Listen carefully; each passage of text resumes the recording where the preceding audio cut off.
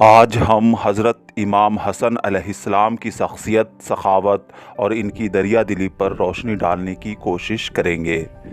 لہٰذا ویڈیو میں آگے بڑھنے سے پہلے سبسکرائب کر لوگوں میں بھی شیئر کر دیں۔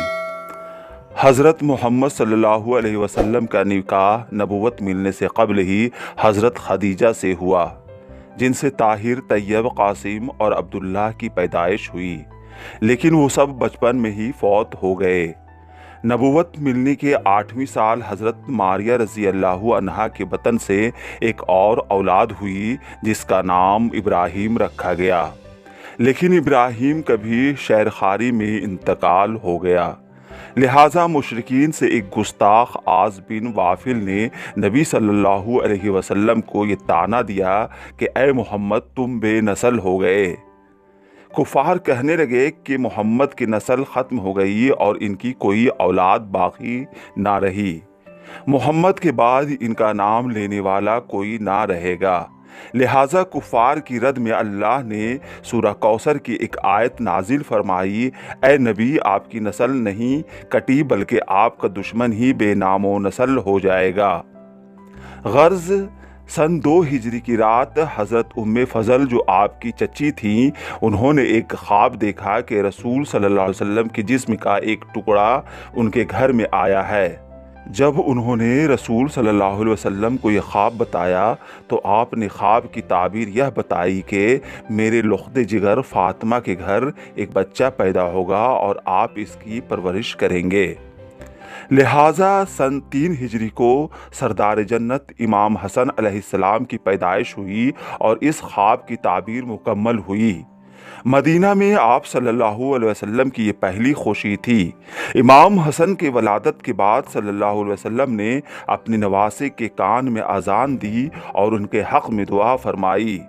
نبی صلی اللہ علیہ وسلم نے ان کا نام حضرت ہارون علیہ السلام کے بیٹے شبر کے نام پر ان کا نام حسن رکھا، کیونکہ امام حسن کے والد حضرت علی علیہ السلام کو حضرت محمد صلی اللہ علیہ وسلم نے حضرت موسیٰ کے بھائی ہارون کی طرح اپنا وزیر قرار دیا تھا۔ امام حسن کی پرورش آپ صلی اللہ علیہ وسلم کی نگرانی میں ہوئی۔ غرض آپ کے اندر اپنے نانا جیسے صفات اور کردار تھے، جو آپ علیہ السلام کے تقوی، توحید، صداقت، امانت داری اور نیک سیرت سے پر تھی۔ ان تمام صفات کے علاوہ امام حسن کے سخاوت ان کے سب سے اہم پہلو ہیں۔ امام سیوطی نے لکھا ہے، ابن علی میں بہت سے اخلاقی فضائل پائے جاتے تھے۔